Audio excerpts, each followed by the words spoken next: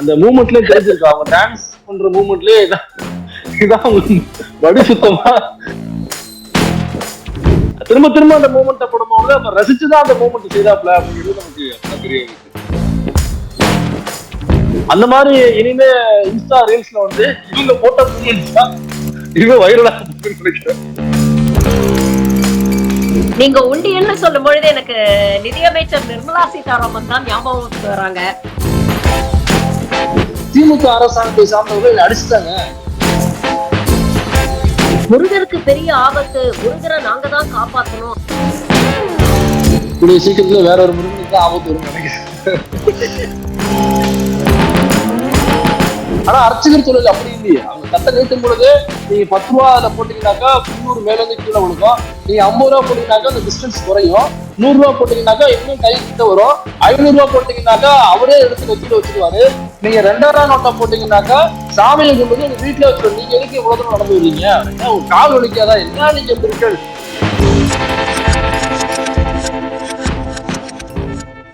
வணக்கம் நேயர்களே, இது ஷர்மிளா டாக்கீஸ். நான் உங்கள் டாக்டர் ஷர்மிளா. இன்னைக்கு நம்மளோட சிறப்பு விருந்தினரா இணைஞ்சிருக்கிறாரு யூடியூப் ப்ரூட்டஸ் சேனல்ல இருந்து தோழர் மைனர் அவர்கள்.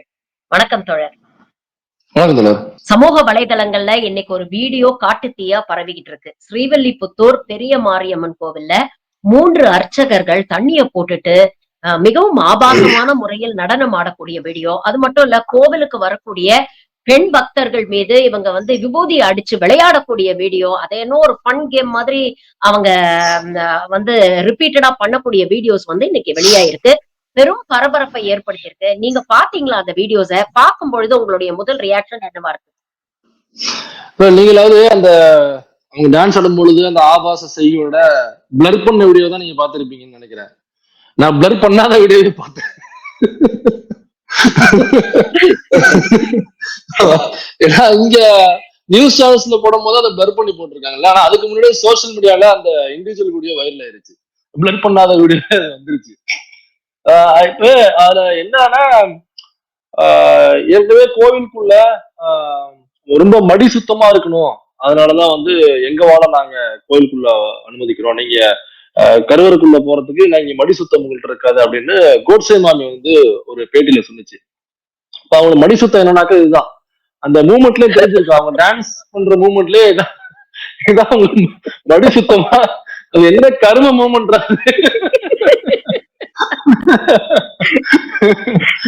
ரீல்ஸ் பண்றவங்க வந்து இப்ப பெரும்பாலும் சினிமாக்கள்ல சில மூமெண்ட்ஸ் வந்து ரொம்ப சிம்பிள் மூமெண்ட்ஸா, கொஞ்சம் கிரேசியான மூமெண்ட்ஸா பண்ண ஆரம்பிச்சிட்டாங்க.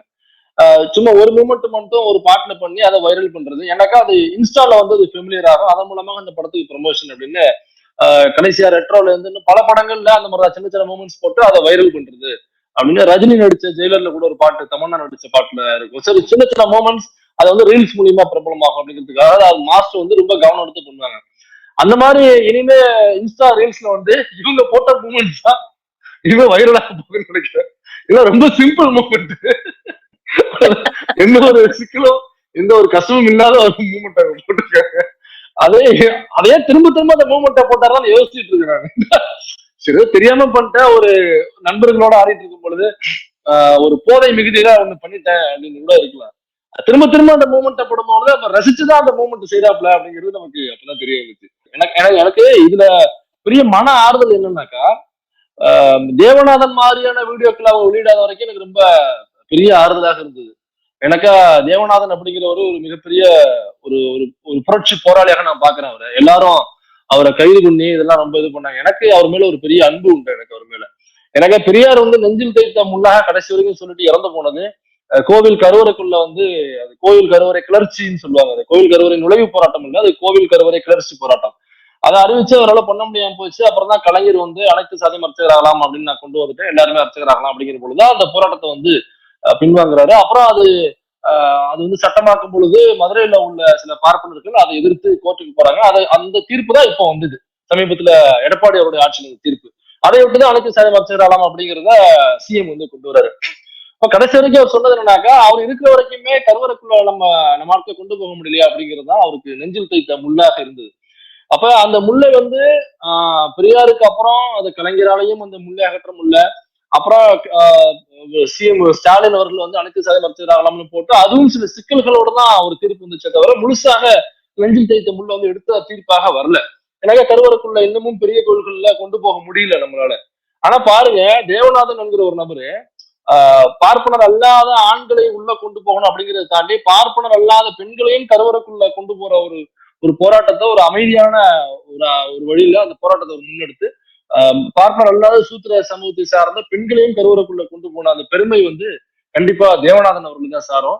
அதனால அவர் வந்து ஒரு புரட்சி போராளியாக நான் பாக்குறேன். அந்த மாதிரி எதுவும் இவங்க செய்யாம நல்ல வேலை டான்ஸ் ஒன்று நிறுத்திக்கிட்டாங்களே அப்படிங்கிறது எனக்கு பெரும் மகிழ்ச்சியா இருந்தது. அது மட்டும் இல்லாம அதே காஞ்சிபுரத்துல நம்ம பெரியவா ஒரு கேஸ்ல மாட்டினாரு. ஜெயலலிதா அவர்கள் தான் பிடிச்சி உள்ள வச்சாங்க. ஒரு சங்கர்ராமன் கொலை வழக்குன்னு ஒரு ஆடிட்டர் வந்து அந்த கோவிலுடைய கர்ப்ப கிரகத்துக்கு முன்னாடியே வச்சு வெட்டி கொலை செஞ்சாங்க. அதுலதான் பெரியவா சொல்லிதான் அந்த கொலை செய்யப்பட்டது. பெரியவா தூக்கி உள்ள வச்சாங்க. சோ அந்த மாதிரி எதுவும் நல்ல வேலை கோயிலுக்குள்ள இவங்க பண்ணலையே அப்படின்னு நினைக்கும் பொழுது எனக்கு பெரிய மன ஆறுதலாக இருந்தது. இன்னும் நிறைய சிலை கடத்தல்கள், நகை குறைப்புகள் அந்த மாதிரிலாம் நடந்திருக்கு. அப்புறம் சிதம்பரம் கோவிலுக்குள்ள கூட நடந்துச்சு. சிதம்பரம் கோவில்ல லட்சுமி அப்படிங்கிற ஒரு பட்டியல் சமூகத்தை சார்ந்த ஒரு பக்தை, அவங்க அந்த கோவிலுக்குள்ள சாமி கும்பிடுறதுக்கு போகும் பொழுது அங்க உள்ள தீட்சிதர்கள் எல்லாம் ஒண்ணு கூடி அவங்கள ஜாதியின் பேரை சொல்லி இழிவுபடுத்தி அவங்கள கையை பிடிச்சி இழுத்து ஹராஸ் பண்ணி அதை நான் தான் யூடியூப் தான் முதல்ல நான் எக்ஸ்போஸ் பண்ணி அந்த ஃபுட்டேஜஸ் நமக்கு எக்ஸ்க்ளூசிவா கிடைச்சது. நான் எக்ஸ்போஸ் பண்ணி தொடர்ந்து அதை கவர் பண்ணிட்டு இருக்கிறதும் நான் தான் அதை கவர் பண்ணிட்டு இருக்கேன். சோ அந்த மாதிரி எதுவும் நல்ல வேலை இல்லாம போற பெண்கள் வந்து கையை பிடிச்சி இழுக்காம வெறுமனே விபூதி அடிக்கிறதுன்னு விட்டாங்களே அப்படின்னு நினைக்கும் பொழுது எனக்கு ரொம்ப மன ஆறுதலாக இருந்தது. இப்ப இதுல என்ன கவனிக்க வேண்டிய விஷயம் என்னன்னா, இப்ப இதுல வந்து இன்னொரு ஒரு டிஸ்பியூட் போயிட்டு இருக்கு.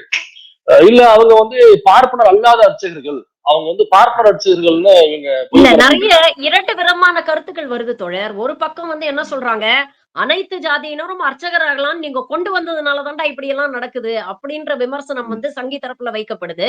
இந்த பக்கம் இல்ல இல்ல இருக்கிறவங்க எல்லாரும் பூணூல் போட்டிருக்கிறாங்க, அதனால இவங்க அர்ச்சகர்களா பூசாரிகளா அப்படிங்கிற ஒரு கான்ஃபிளிக்ட் இருக்கு.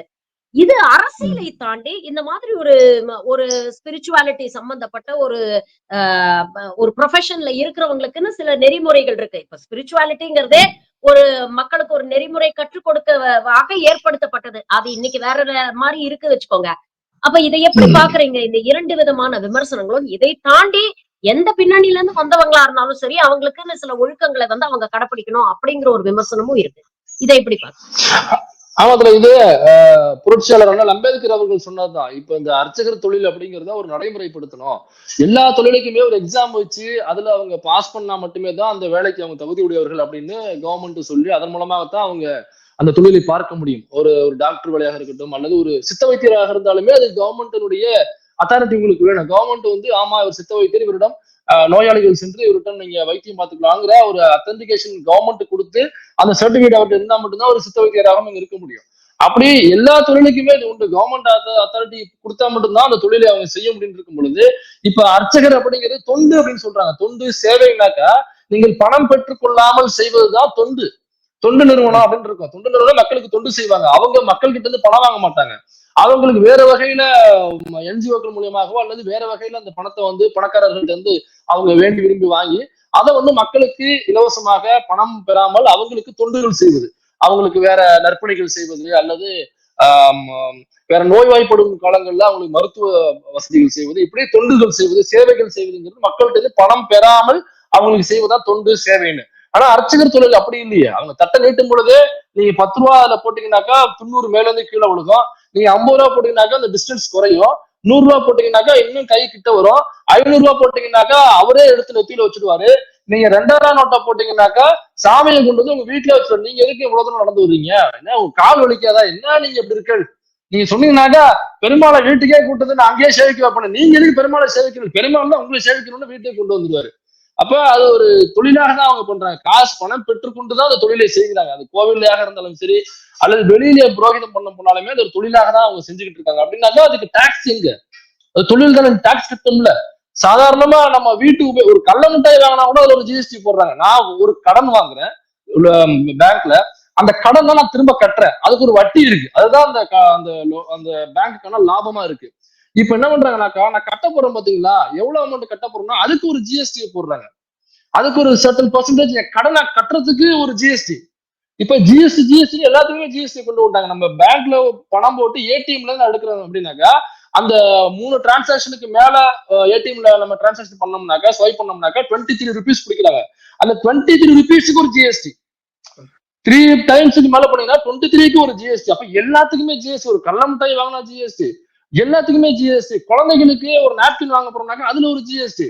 அல்ல பெண்களுக்கு வந்து நாப்கின் வாங்க போறோம் அப்படின்னாக்கா அதுலயும் ஜிஎஸ்டி. எல்லாத்துலயுமே ஜிஎஸ்டி. அத்தியாவசிய பொருள் எல்லாத்துக்குமே ஜிஎஸ்டி போட்டு வச்சிருக்கீங்கல்ல. அப்ப எல்லாத்துக்கும் நான் ஒரு வருமானம் ஒரு சம்பாத்தியம் இருக்குனாக்கா அதுக்கு ஒரு ஜிஎஸ்டி நான் வந்து ஜிஎஸ்டி வருமானத்துக்கு எல்லாத்துக்குமே இருக்கும் பொழுது அப்ப தொழிலா பண்ணும்போது அதுக்கு ஏன் ஜிஎஸ்டி போட மாட்டேங்க நடைமுறைப்படுத்தணும்ல. அப்போ ஒரு தொழில் நான் செய்யறேன் அப்படின்னாக்கா எனக்கு அந்த தொழில் வருமானம் டெஸ்ட் பண்றீங்க. டெஸ்ட் பண்ணிருந்தாலும் ஒரு தொழிலை வந்து எனக்கு ஓகே இந்த வேலை பார்க்கலாம், அவரு இவர் டிரைவர் வேலை வண்டி ஓட்ட தெரியுது நல்லா ஓட்டுறாப்லாம் டெஸ்ட் பண்ணிருந்தாலும் ஒரு டிரைவர் வேலையாக இருந்தாலுமே எனக்கு கொடுக்குறீங்க. ஒரு கிளீனர் வேலை அப்படின்னாக்கா அந்த கிளீனர் வேலையா அவனை செய்ய தெரியுதான்னு பார்த்துட்டு தானே ஒரு கிளீனர் வேலை கொடுக்குறீங்க. ஒரு மாசம் 8,000 10,000 சம்பளத்துக்கு அப்படிங்கும் பொழுது இவங்க லட்சமாக மாசம் சம்பாதிக்கிற இந்த வேலைக்கு என்ன தகுதி தேர்வு இருக்கு? இவங்க சொல்ற மந்திரங்கள் உண்மையிலேயே மந்திரங்கள் தானா, சமஸ்கிருத ஸ்லோகங்கள் தானா, அல்லது சும்மா போற பாக்கல நம்ம பாக்யராஜ் சார் ஒரு படத்தை சொல்லுவார் இல்லைங்களா, அதே மாதிரி கடைசியில சுவாகான சேர்த்துக்கிறாங்களா அப்படின்னு எப்படி கண்டுபிடிக்கிறது? யாருக்கு தெரியும்? அப்ப அதுக்கு ஒரு ப்ராசஸ் வச்சு அவங்கள வந்து அர்த்தங்கள்லாம் மாத்தணும் அப்படின்னு அம்பேத்கர் அவர்கள் சொன்னதான் நம்ம இப்போ சொல்றோம். அவங்க பார்ட்னரா இருக்கட்டும், பார்ட்னர் அல்லாதவரா இருக்கட்டும், யாராவது இருக்கட்டும், ஏன்னா கடவுள் நம்பிக்கை இல்லைங்கிறது வேற. ஆனா கடவுள் நம்பிக்கை உள்ளவங்க கோயிலுக்கு வரும் பொழுது அந்த சமஸ்கிருத ஸ்லோகங்களை சரியாக சொல்லி அர்ச்சனை செய்து அந்த தட்டை கொண்டாந்து கையில கொடுக்கும் பொழுது தனக்கு உண்டான கஷ்டங்கள் போனதாக அவங்க நினைச்சுக்கிறாங்க. தனக்கு நான் என்ன வேண்டிக்கிட்டனோ அது நடக்கணும் அவங்க நம்பி அவங்க விரும்பிதான் உள்ள வர்றாங்க. அப்ப அந்த அந்த ஸ்லோகங்களை நீங்க சரியா சொல்லணும். அவங்க நினைக்கிறது மாதிரி எனக்கா இந்த கோவிலுக்குள்ள அர்ச்சகராக வரணும் அப்படின்னாக்கா நான்வெஜ் சாப்பிடக்கூடாது, அப்புறம் சரக்கு அடிக்க கூடாது, இந்த தீய பழக்க வழக்கம் சிகரெட் பீடி இதெல்லாம் இருக்கக்கூடாது, அப்புறம் ரொம்ப ஒழுக்கமுடையவராக இருக்க வேண்டும், எனக்கு கடவுளை தொட்டு அர்ச்சனை செய்கிற ஒரு முக்கியமான வேலை அப்படிங்கிறதுக்கு இதெல்லாம் கிரைட்டீரியாவா இங்க வச்சிருக்காங்க இல்லைங்களா. அதுல இப்ப நீங்க பாஸ் ஆயிருக்கணும்ல. நீ சரக்கு போட்டுக்கிட்டு உன்னுடைய அந்தரங்க உறுப்பு தெரியுற மாதிரி நீங்க டான்ஸ் ஆடிக்கிட்டு வர்ற பெண்கள்கிட்ட விபூதி அடிச்சுக்கிட்டு கருவறைக்குள்ள கசமுசா பண்ணிக்கிட்டு பூஜை ரூம்குள்ள பூஜை பண்ணிக்கிட்டு இப்படி எல்லா சேஷ்டைகளையும் பண்றது. அதே மாதிரி காஞ்சிபுரத்துல ஒரு ஒரு ஒரு பார்ப்பன சமூகத்தை சார்ந்தவர் அர்ச்சகரா இருக்காரு.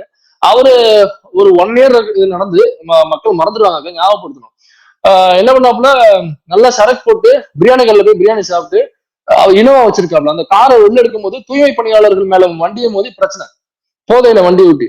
அங்க தூய்மை பணியாளர்கள் அவங்க நல்லா மூக்கு மலையே 4 குத்து குத்தி மூக்குல இருந்து முளமுளம் ரத்தம் வருது. அங்க இருந்து வீடியோ போடுறாப்புல அந்த அர்ச்சகர். என்ன வீடியோ போடுறாருன்னா, திமுக அரசாங்கத்தை சார்ந்தவர்கள் அடிச்சுட்டாங்க, பார்க்கிங் கோயிலுக்கு பக்கத்துல வருது, நான் வரக்கூடாதுன்னு கண்டிச்சேன், அது வந்து ஆகமத்துக்கு எதிரானது கண்டிச்சு, அதனால திமுகவை சேர்ந்தவர்கள் அடிச்சு பாருங்க மூக்குல ரத்தம் வருதுன்னு சொல்லி வீடியோ போட்டு பயங்கர வைரல் ஆகி போச்சு. பிஜேபி இந்து முன்னணி இந்து மக்கள் கட்சி பூரா களத்துல இறங்கி பாருங்கள் இந்துக்களுக்கு பாதுகாப்பு இல்லை, கடவுளுக்கு அர்ச்சகராக இருக்கக்கூடியவரை பாருங்கள், திமுக அரசு இந்து விரோத கட்சியாக இருக்கிறது அப்படின்னு சொல்லிட்டு பிரச்சாரம் பண்ண ஆரம்பிச்சிட்டாங்க. மறுநாள் காலைல விசாரணைக்கு போனோம்னாக்கா புல்லாண்டான் போதை தெளிஞ்சு என்ன சொல்றான்னாக்கா உண்மையை சொல்லிட்டான். இல்ல சார் நான் அந்த மாதிரி பிரியாணி சாப்பிட போனேன், பிரியாணி சாப்பிட்டு சிக்கன் பிரியாணி சாப்பிட்டு லைட்டா சரக்கு சாப்பிட்டுருந்தேன், அது ஒரு பின்னாடி வரும்போது நான் தான் தேவையில்லாம பிரச்சனை பண்ணிட்டேன், அங்க உள்ளவங்க என்னை லைட்டா அடிச்சிட்டாங்க, அதுலதான் அந்த காயம் வந்துச்சு தவிர இதுக்கும் திமுக இருக்கும் இதுக்கும் பார்க்கிங் இருக்கும் எந்த சம்பந்தமும் இல்லை அப்படிங்கிறத புல்லாண்டா மறுநாள் வாக்குமூலம் கொடுத்துட்டான். இப்ப இதுவும் அதே காஞ்சிபுரத்துல நடந்த சம்பவம் தான். அப்ப இதெல்லாம் வந்து நடந்தது. இப்ப அர்ச்சகராக இருக்கும் பொழுது அப்ப சாப்பிடக்கூடாது, பிரியாணி சாப்பிடக்கூடாது, நான்வெஜ் சாப்பிடக்கூடாது, சரக்கு சாப்பிடக்கூடாது, இப்ப இந்த ஒழுக்கங்கள்லாம் அவர் கடந்துட்டாப்லயே. அப்ப தேவநாதனும் அந்த ஒழுக்கங்களை அவர் கடைபிடிக்கல, இந்த அர்ச்சகரும் கடைபிடிக்கல. இப்படி பல விஷயங்கள் நம்ம எக்ஸாம்பிள் சொல்லிக்கிட்டே போகலாம். அதே மாதிரி ஒரு சிசிடிவி ஃபுட்டேஜ் வந்து கோயிலுடைய கருவறைக்கு முன்னாடி சிசிடிவி ஃபுட்டேஜ் வைக்கணும் அப்படிங்கிற பொழுது எல்லா கோயில்லையும் அறநிலைத்துறைக்கு எல்லா கோயிலையும் வைக்கணும் அப்படின்னு சொல்லிட்டு வைக்கும் பொழுது இப்ப சமீபத்துல ஒரு கோவில்ல வைக்க கூடாதுன்னு சொல்லி அந்த கோவில்ல உள்ள பார்ப்பன சமூகத்தை சார்ந்த அர்ச்சகர்கள் வந்து வைக்க கூடாதுன்னு பெரிய பிரச்சனை. இப்ப சிசிடிவி வைக்கிறதுனாக்கா கொண்டு வரக்கூடாதுன்னு சொல்றாங்க. ஒருவேளை இதனாலதானோ என்னமோ கோவிலுக்குள்ள சொல்றாங்கல்ல. ஆமா, கொண்டு போனாக்கா அப்புறம் தேவநாதன் மாதிரி எல்லாருமே இருக்காங்க அப்படிங்கிறது நம்ம கண்டுபிடிச்சிருவோம். அல்லது சங்கரராமனை போட்டுதல் கும்பல் மாதிரி தான் உள்ள இருக்காங்க அப்படிங்கிறது நம்ம கண்டுபிடிச்சிருவோம். அல்லது இந்த மாதிரி சரக்கு போட்டு ஆபாச நடனம் ஆடக்கூடிய உள்ள பெண்களை வந்து யூடிசிங் செய்யக்கூடிய ஒழுக்கமற்ற நபர்கள் உள்ள இருக்காங்க அப்படிங்கிறது நம்ம கண்டுபிடிச்சிருவோம். அப்படிங்கிறதுனாலதான் இவங்க கோயில்குள்ள வந்து கேமரா எடுத்துட்டு வரக்கூடாது, போன் வந்து சுவிட்ச் ஆஃப் பண்ணணும், சிசிடிவி வைக்க கூடாது அப்படின்னு இவங்க சொல்றதுக்கு காரணம் இதுதான். இப்ப ஒரு கவர்மெண்ட் ஆபீஸ்ல சிசிடிவி ஃபுட்டேஜ் வைக்கிறாங்கன்னு வைங்களேன், அங்க வந்து லஞ்ச லாவணியங்கள் இருக்கக்கூடாது, அப்புறம் வர்ற மக்களை வந்து மரியாதையோட நடத்துறாங்களா இல்லையா அப்படிங்கிறத கண்காணிக்கிறதுக்காக. ஏன்னா இதெல்லாம் அவங்க ஃபாலோ பண்ணணும், ஃபாலோ பண்றது இல்லை அப்படின்னு கம்ப்ளைண்ட்ஸ் வருது. அதனால செக் பண்றது சிசிடிவி வைக்கிறாங்க. அந்த ஒட்டுமொத்த ஆபீஸ்லயுமே ஒரே ஒருத்தர் மட்டும் எந்திரிச்சு அதை அப்போசிட் பண்றாரு அப்படின்னாக்கா அப்ப ரொம்ப கிளியரா ஓகே இவர்தான் அந்த வேலையெல்லாம் செய்யறாரு அப்படிங்கிறத ஈஸியா கண்டுபிடிச்சிடலாம். அப்ப கோவிலுக்குள்ள சிசிடிவி ஃபுட்டேஜ் வைக்கணும் அப்படின்னு சொல்லும் பொழுது, சிசிடிவி கேமராஸ் வைக்கணும்னு சொல்லும் பொழுது நீங்க நல்லா கவனிச்சு பாருங்க. இப்ப அனைத்து சாதியும் அர்ச்சகர் ஆகலாம் அப்படின்னு வந்ததுல இருந்து அறநிலைத்துறை கீழே உள்ள பல கோயில்கள்ல பார்ப்பனர் அல்லாத சமூகத்தை சேர்ந்தவர்களும் சில கோயில்கள் அர்ச்சகராக இருக்கிறாங்க. எந்த கோயில்லையாவது பார்ப்பனர் அல்லாதார் அர்ச்சகர் வந்து சிசிடிவி ஃபுட்டேஜ் வைக்காதீங்க, இந்த கேமராஸை உள்ள கொண்டு வராதீங்கன்னு யாராவது பார்ப்பனர் அல்லாத வச்சு ஒரு இடத்துல ஒருத்தரா சொல்லியிருக்காங்களா? ஏன் சொல்லல?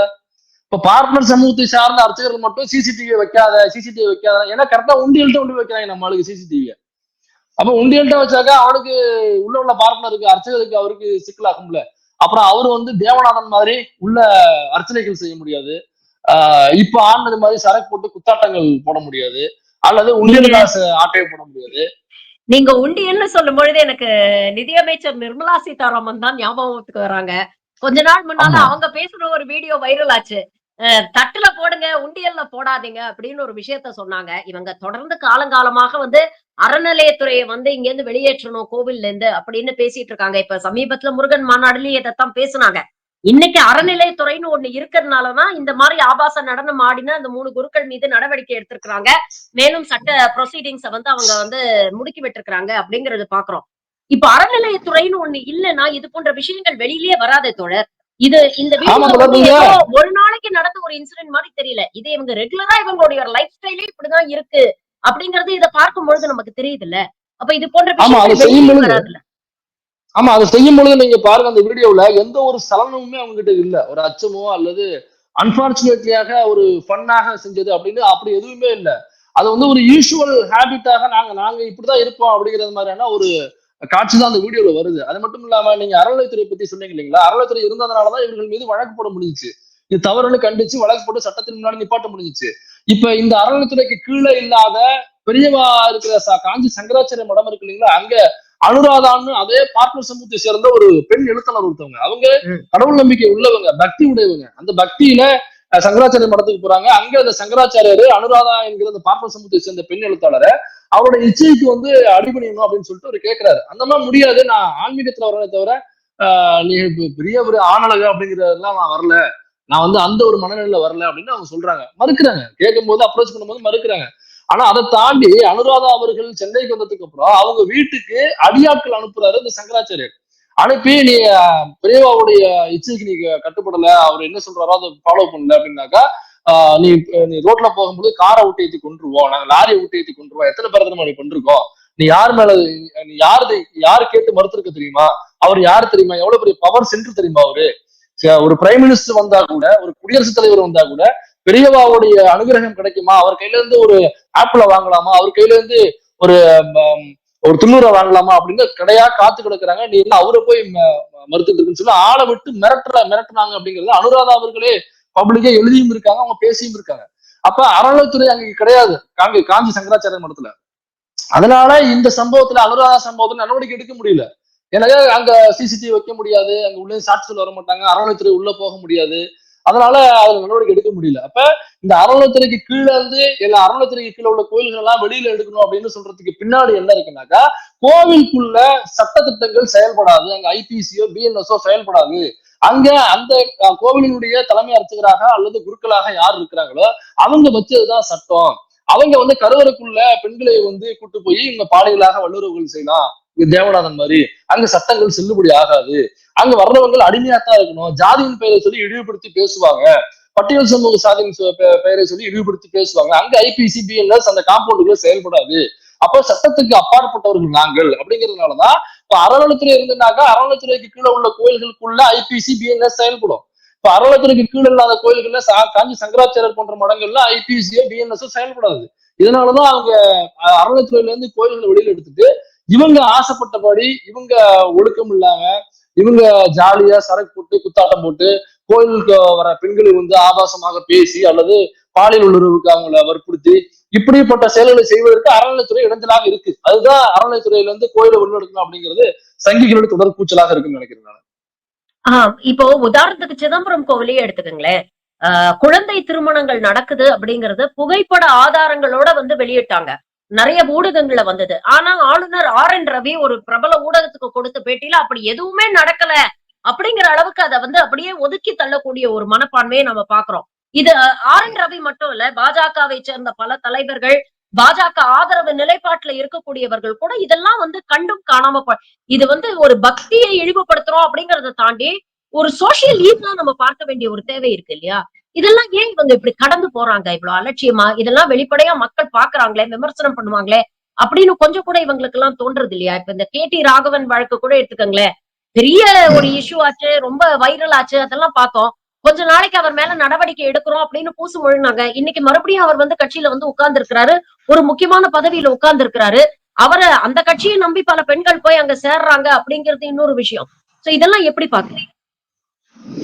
அவங்களுக்கு அந்த சிதம்பரம் கோயில்ல சொன்னீங்க இல்லைங்களா, அப்ப ஆர்.என். ரவி போயிட்டு சப்போர்ட் பண்ணாரு. என்னன்னாக்கா, எனக்குமே குழந்தை திருமணம் தான் நடந்துச்சு அப்படின்னு அவர் ஒரு வாக்குமூலம் கொடுத்து, அப்ப குழந்தை திருமணத்தை சரி அப்படின்னு சொல்ல வர்றாரு. அதாவது ஐபிசி சொல்லுகிற, இந்த பிஎன்எஸ் சொல்லுகிற குழந்தை திருமணம் என்பது தவறு.